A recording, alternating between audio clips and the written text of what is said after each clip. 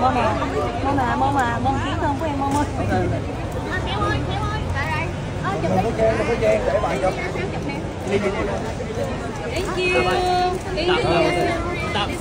Nhảy ra ngoài. Mainit na tinanggap ang ating kapuso primetime queen na si Marian Rivera sa Vietnam Airport dahil meron siyang event na gagawin doon sa bansang iyon.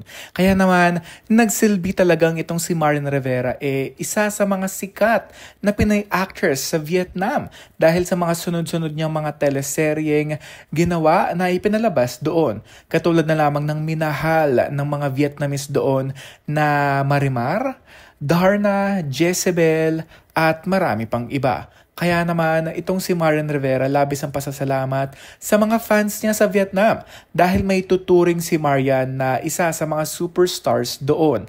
Kitang-kita mo talagang pagmamahal at suporta ng mga Vietnamese fans kay Marian dito pa lamang sa airport. Kaya naman, masayang-masaya tayo dahil bumalik ulit si Marian Rivera para salubungin at makita ang pagmamahal at suporta na binibigay ng mga fans niya doon.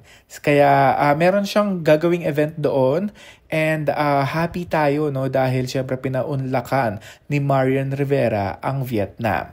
Kaya naman inaasahan natin na sana magkaroon muli ng teleserye itong si Marian Rivera at ipapalabas din sana, 'di ba, sa Vietnam para may bagong kapapanabikan o susuportahan ang mga fans niya doon. Hindi lamang si Marian, maging ang Dong yan, pati sa Ding Dong dahil well-loved talaga ang kanilang tambalan sa mga ginawa nilang mga teleserye sa GMA.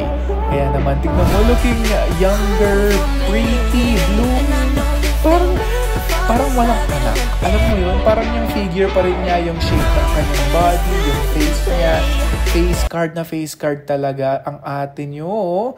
Napakaganda, napakakinis.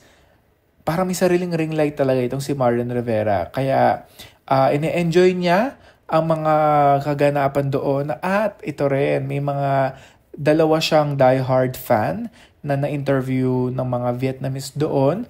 At may litrato pa siya, may drawing pa siya with the Dantes family kasama si Zia at si Sixto doon. At may gift din itong si ate girl kay Yan Yan, di ba? Ang saya-saya dahil hindi lamang sa Pilipinas sikat si Marian, kundi sa mga Asian countries katulad na lamang ng Vietnam. Congrats Yan Yan!